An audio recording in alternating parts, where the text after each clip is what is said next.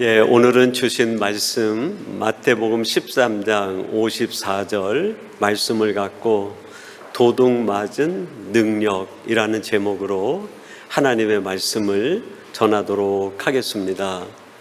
2021년 한국의 교육방송인 EBS라는 방송이 있는데 거기에서 한 다큐를 찍어가지고 방영을 했습니다.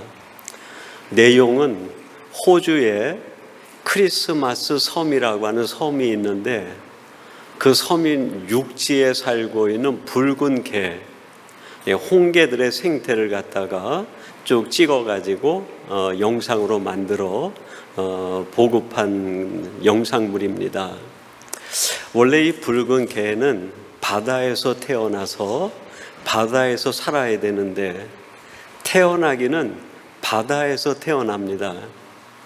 산란기를 거쳐서 조그만 아주 애기 개가 됐을 때 바다에서 나와가지고 육지로 들어와 숲속으로 들어가는 거예요.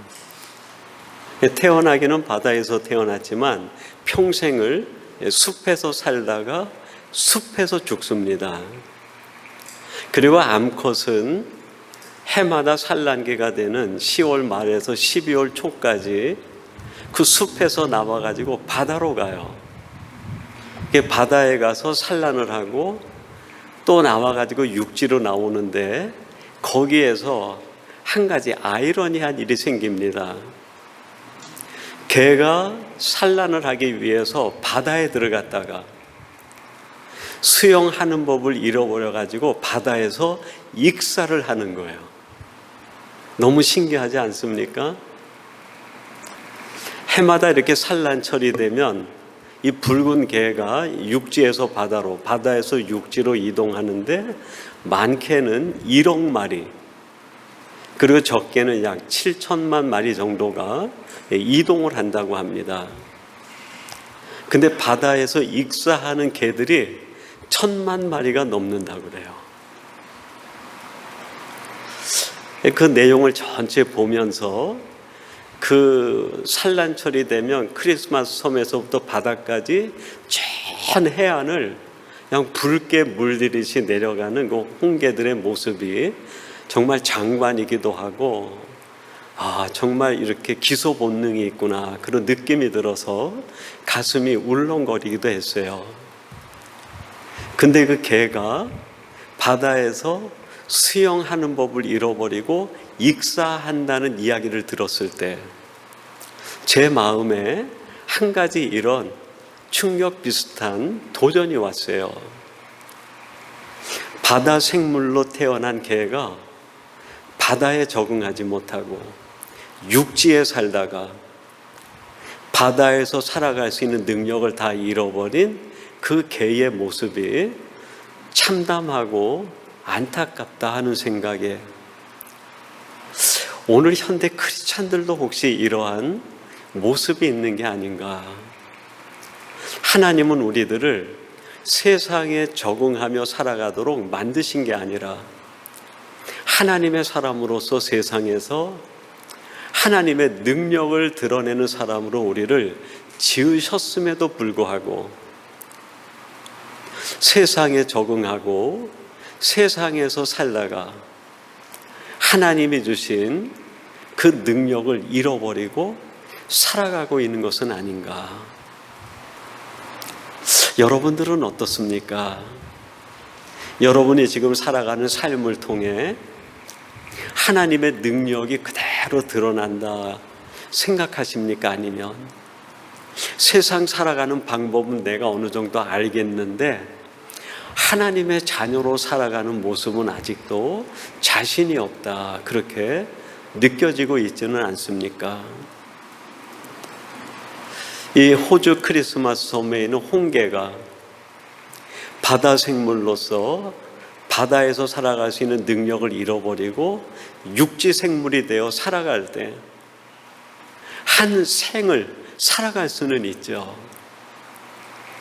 근데 그걸 바라보는 누군가는 바다 생물로서의 능력을 잃어버린 그 개의 모습이 안타깝게 비춰지지 않겠습니까? 마찬가지로 하나님께서 우리를 하나님의 사람으로 살아가도록 능력을 두어 주셨는데 하나님의 자녀로서의 능력은 잃어버리고 세상에 매여 살아가고 있다고 하면 우리를 바라보시는 아버지 하나님이 안타깝다 말씀하지 않으시겠습니까? 오늘 본문의 내용은 이런 내용입니다. 예수님께서 예루살렘에 올라가셔서 그 유대인들이 있는 회당에서 말씀을 가르치시고 고향인 갈릴리로 내려가세요. 근데 그 갈릴리에도 회당이 있었어요. 근데 그 갈릴리 회당에는 일찍이 유대인들 중에서 레위인들과 제사장 계열의 사람들이 랍비와 율법사와 서기관과 바리새인이 돼가지고 늘 가르침을 베풀던 곳이었어요. 이스라엘 백성들이 애굽에서 나온 것이 1446년입니다. 주전. 그리고 애굽에서 나오자마자 하나님이 그들에게 뭘 주셨어요? 10계명을 주셨어요.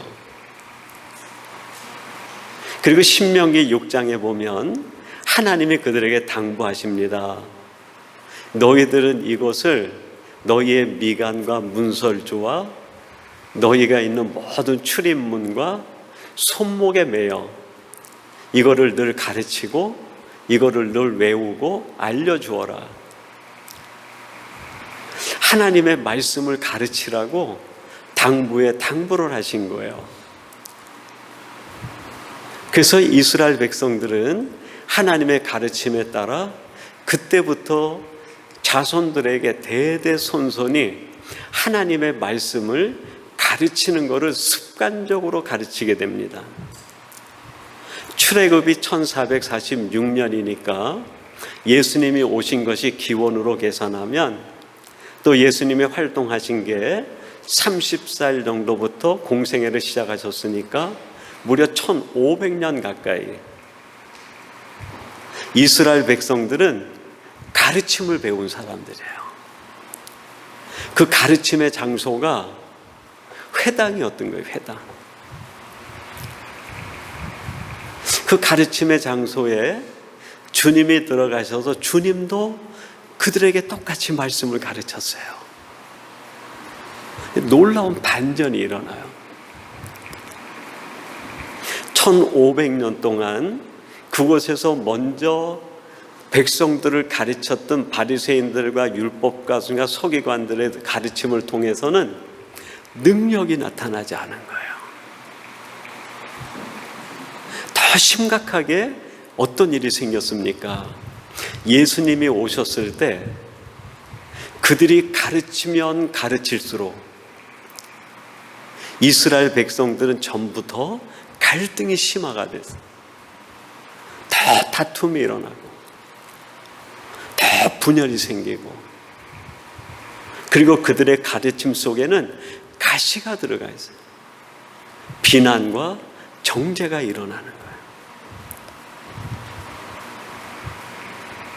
그런 가르침을 1500년간 이끌어오던 바리새인들, 유대인들이 어느 날 찾아오신 예수님이 거기서 가르치는데 놀라운 반전이 일어나는 거예요.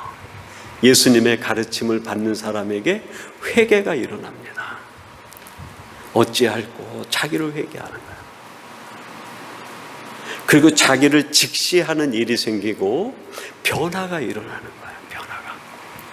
자기의 옛생활을 다 포기하고 주님이 가르치신 가르친 대로 삶에 변화가 일어나는,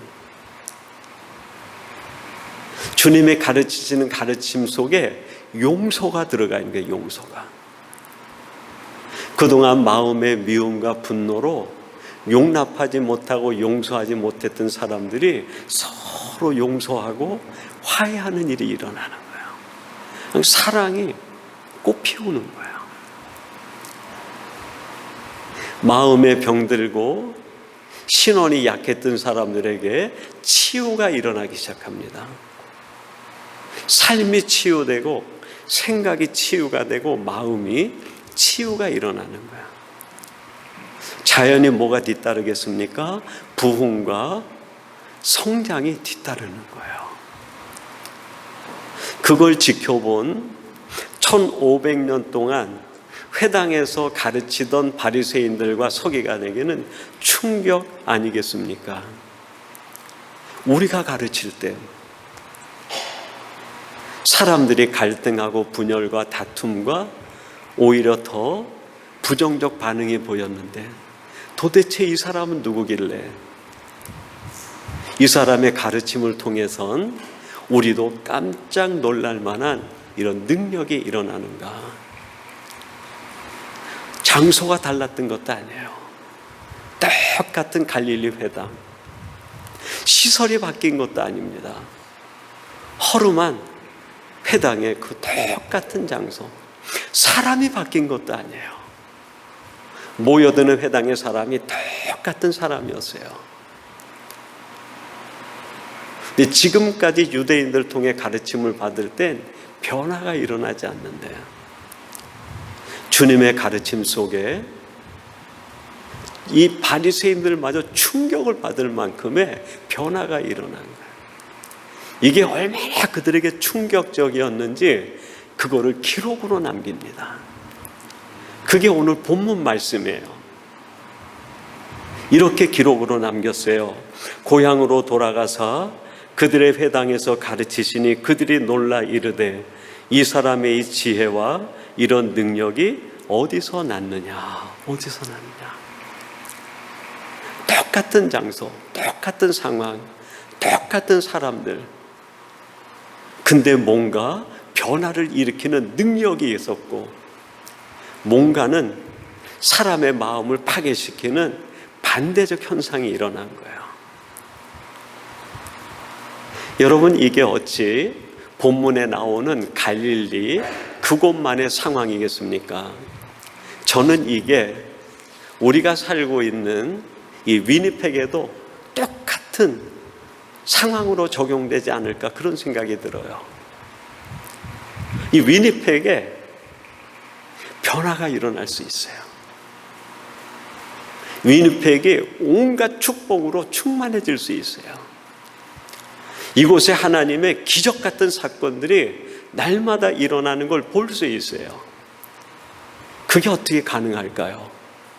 주님과 같은,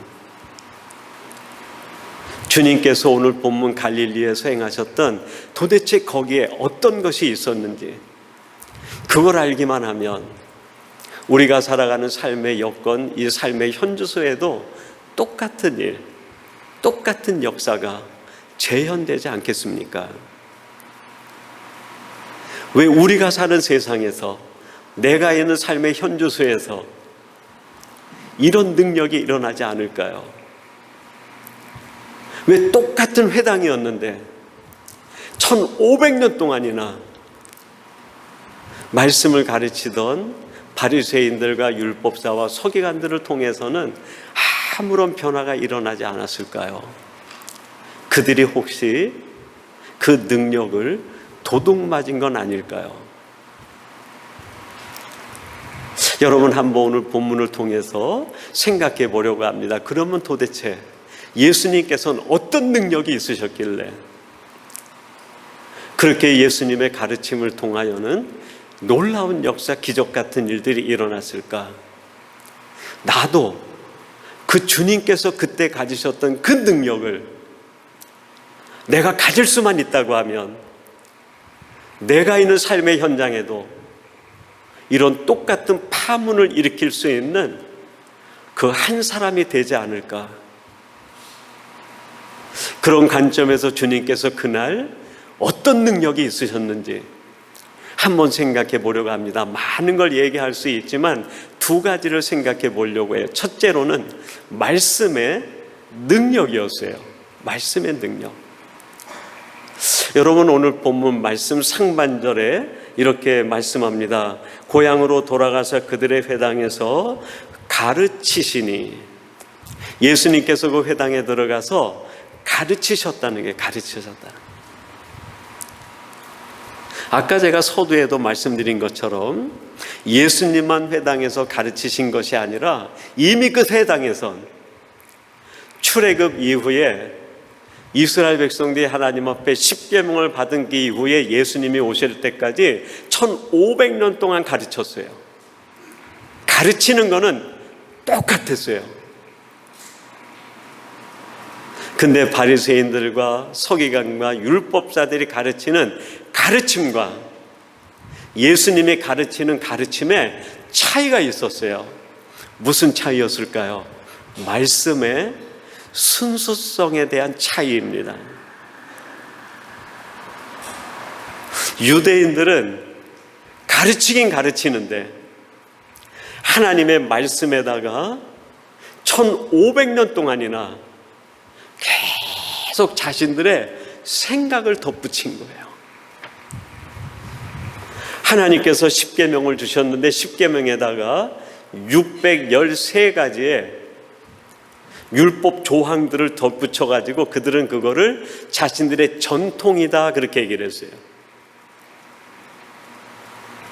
바리새인들이 가르치는 거는 말씀의 본질이 아닌 순수한 말씀이 아닌 1500년 동안 자기들이 덧붙여 놓은 덧붙인 걸 전했던 거예요. 그들의 생각, 그들의 의도, 그들의 가치관, 그들의 인생관, 그들의 세계관을 가르친 거예요. 말씀을 가르친 것 같지만 말씀의 순수성을 가르친 것이 아니라 말씀에 덧붙인 것들을 그들은 1500년 동안 가르친 거예요. 말씀에 덧붙인 것들이 어떻게 역사를 이룰 수 있겠어요?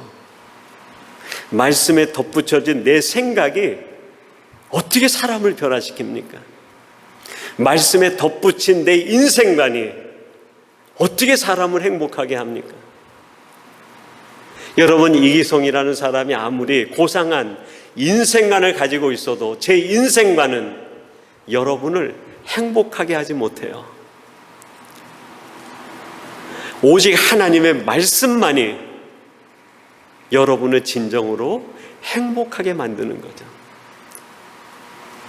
1500년 이스라엘 백성이 가졌던 세계관을 덧붙여서 그 세계관을 전할 때 그 세계관이 사람들에게 무슨 의미가 있겠습니까? 그 사람의 자기 주장이고 철학일 뿐이죠. 왜 하나님의 말씀을 전하는데 능력이 안 나타나는가? 말씀을 전하는 것 같은데 순수한 말씀이 아니라 거기에 덧붙여진 인간의 생각과 인간의 가치관과 인간의 의도와 인간의 인생관이 계속 전해지기 때문에 능력이 나타나지 않는 거예요. 그런데 예수님은 가르칠 때 예수님의 가르침의 내용은 뭘까요? 덧붙인 걸 다 떼어내시는 거예요. 그리고 오직 순수한 말씀만이 남았을 때 그 말씀을 그대로 백성들에게 전해주신 거예요. 그래야 능력이 나타나니까. 그 순수한 말씀이 나를 살리니까. 그 순수한 말씀이 우리에게 평안을 주고 하나님의 능력의 근원이 되기 때문에 예수님이 오셔서 우리들에게 가장 먼저 하신 말씀을 우리는 산상수훈이라 얘기합니다. 마태복음 5장부터 7장까지가 핵심 내용으로 되어 있는데 마태복음 5장에 보면 가르치는 내용도 여러 가지가 들어가 있지만 산상수훈의 패턴이 있어요. 패턴이. 마태복음 5장 21절부터 마지막 48절까지 패턴이 나오는데 이런 패턴이에요. 너희는 들었으나 나는 너희에게 이르노니 하는 패턴이에요. 너희는 너희의 조상으로부터 이렇게 들었으나 이게 뭘까요? 하나님의 순수한 말씀 속에 그들의 조상들이 계속 덧붙여 놓은 것들이에요. 너희의 조상들이 순수한 말씀에다가 이런 것들을 덧붙였으나 그 뜻이에요. 나는 너에게 이르노니 덧붙인 것들을 다 떼어내라는 거야. 이게 순수한 말씀이 살아있을 때 그 말씀이 능력이 나타난다는 거야. 그 열왕기하 5장에 보면 아람 장군의 나아만 장군 얘기가 나옵니다. 문둥병에 걸려가지고 치유가 불가능할 때 이스라엘에서 끌려온 여종 하나가 나아만 장군 집에 있다가 이야기합니다. 장군이요, 우리 고향 저 이스라엘에는 하나님의 사람이 있는데 그 사람이 못 고치는 병이 없습니다. 그랬더니 아람 장군이 그 얘기를 듣고 많은 선물을 준비하고 수행원을 데리고 엘리사에게 찾아가요. 근데 엘리사가 만나주지도 않고 뭐라고 얘기합니까? 저 요단강에 내려가서 7번 내 몸을 씻으라. 그게 전부였어요. 그랬더니 열왕기하 5장 11절에 나아만이 뭐라고 말합니까? 내 생각에는, 그렇게 얘기를 해요. 내 생각에는. 그래도 내가 명색이 당시 최고의 강대국인 아람 나라의 왕 다운 밑에 최고의 장관인데 나 정도 사람이 오면 그 선지자 엘리사가 내려와서 오셨냐고 문안을 하고 내 종초에다가 상처에 손을 얹고 치유 기도를 드릴 줄 알았는데 나를 보지도 않고 저 흙탕물 같은 요단강에 7번 씻으라고 얘기하니 옳지가 않다는 거예요. 하나님께서 나아만을 회복시키는 기적의 말씀을 주셨어요. 순수한 말씀을 주신 거예요. 요단강에 내려가 7번 씻으라. 그러면 산다는 거예요. 근데 그 말에다가 나아만이 즉시 덧붙이는 게 뭐예요? 내 생각에는, 자기 생각을 막 덧붙이는 거야. 그 말씀은 능력의 말씀인데 나만의 생각이 덧붙이고 나니까 그 능력이 드러나질 못하는 거야. 아람으로 돌아가려고 할 때 수영으로 왔던 종이 얘기합니다. 장군이시여, 그거보다 더한 것도 하라고 하면 할 텐데 저 요단강에 내려가 7번 몸 씻는 게 뭐가 그렇게 어렵습니까? 그랬더니 나아만이 결심을 해요. 내 생각에는 그걸 다 떼어버려요. 요단강에 내려가 7번 몸을 씻으라. 그 말씀 하나만 가지고 요단강에 1번, 2번, 7번 들어갔다 나와요. 그렇게 말씀대로 했을 때 나아만 장군의 문둥병이 어린아이의 3살같이 깨끗해진 거예요. 신앙생활은 덧붙인 걸 떼내는 거예요. 바리새인들과 유대인들이 가르쳤다라고 할 때 가르치는 것은 어떤 행위일까요? 덧붙이라는 거예요. 덧붙이라. 세상은 이렇게 살아야 돼. 세상의 인생관은 이거야. 내가 살아보니까 내 경험이 최고야. 그렇게 살아서는 안 돼. 하나님은 그렇게 말씀하셨어도 그게 아니라 내가 살아보니까 이렇게 해야 돼. 바리새인들의 가르침은 1500년 동안 덧붙이는 걸 가르친 거예요. 덧붙인 거. 거기서 어떻게 부흥이 일어나겠어요? 예수님의 가르침은 뭘까요? 말씀의 순수성이 살아나도록 덧붙인 걸 계속 떼내는 것이었어요. 여기에 신앙생활에 진수가 있습니다. 신앙생활이 뭘까요? 덧붙인 걸 계속 내가 떼어내가는 중에 떼어내가는. 신앙생활 하다 보면 자꾸 내가 뭔가를 덧붙이고 싶어요. 이렇게 해볼까 저렇게 해볼까, 이건 아니야 이게 낫지, 자꾸 덧붙이려고 그래요. 그러다 보니까 신앙생활은 하는데 능력이 안 나타나요. 근데 하나님이 주시는 말씀대로 하면 손해를 보고 불이익을 당하고 억울한 일을 당하고 자존심을 상할지 몰라도 떼내어 보는 거야. 떼내어 보는 거야. 그 말씀이 그대로 순수하게 드러나게. 사랑하라 하면 그냥 사랑하는 거예요. 기도하라 그러면 그냥 기도하는 거예요. 순종하라 그대로 순종하는 거예요. 이렇게 해볼까, 저렇게 순종할까, 이렇게 기도할까, 이렇게 믿을까, 그게 아니에요. 그냥 말씀 그대로. 거기에 능력이 나타나는. 나의 말씀과의 관계는 바리새인적인가 아니면 예수님적인가 생각을 해보세요. 하나님이 내게 말씀을 주실 때 나는 그대로 순종하는 타입인가 아니면 자꾸 뭔가 내 식으로 재해석하고 덧붙이려고 하고 있지는 않는가. 거기에서 능력의 차이가 납니다. 또 한 가지 예수님께서 나타난 능력은 사랑의 능력이에요. 사랑의 능력. 저는 사랑을 얘기할 때마다 신구약 성경 전체에서 성경적 사랑을 가장 결정적으로 말하고 보여주는 게 요한복음 13장 1절 말씀이 아닌가 그런 생각을 해요. 예수님께서 십자가 사건을 앞에 두고 제자들을 모아서 그 발을 씻어주는 세족식 사건을 하시기 전에 주님은 아셨어요. 누가 나를 배신하고 나를 팔 자인지, 누가 나를 등지고 도망갈 사람일지 제자들을 다 아셨어요. 그럼에도 불구하고 제자들의 발을 한 사람 한 사람 다 씻어주시는 거야.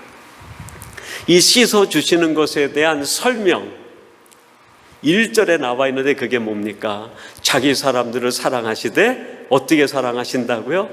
끝까지 사랑하시니라. 끝까지 사랑하시니라. 사랑에는 능력이 있어요. 근데 그 사랑의 능력이 언제 폭발적으로 드러날까요? 끝까지 사랑할 때. 사랑을 시작만 해놓고 끝까지 사랑하지 못하면 사랑한 것 같으나 능력은 안 나타나요. 작아도 괜찮습니다. 미약해도 괜찮아요. 큰 사랑으로 접근하지 않아도 좋아요.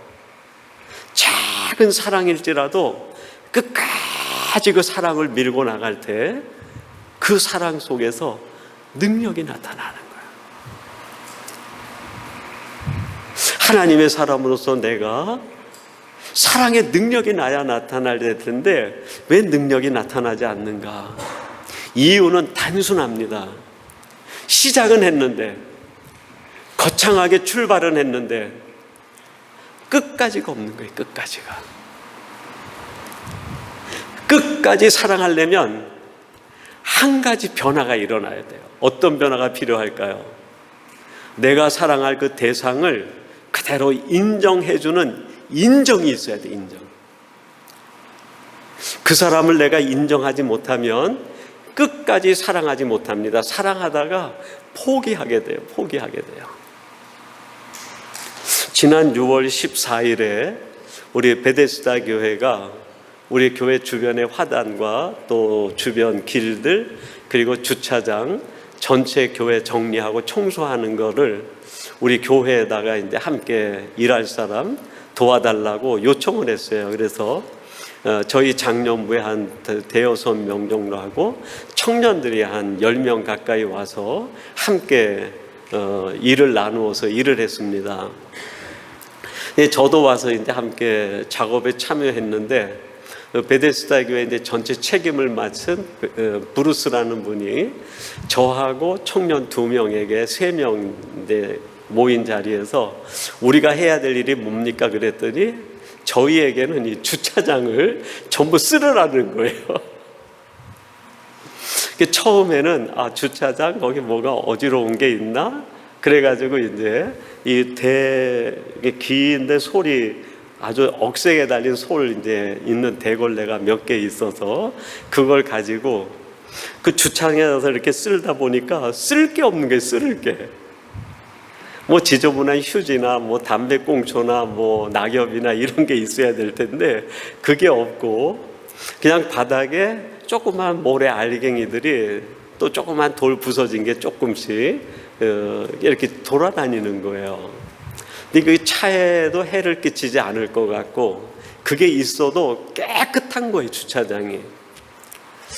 그래서 쓸으라고 하니까 이제 구역을 정해가지고 3명이 각자 구역에서 그거를 쭉쭉 쓸고 있는데, 한 10분 정도 하니까 제 생각에서, 제 마음에서 이게 의미가 있는 일이야? 라는 생각이 드는 거예요.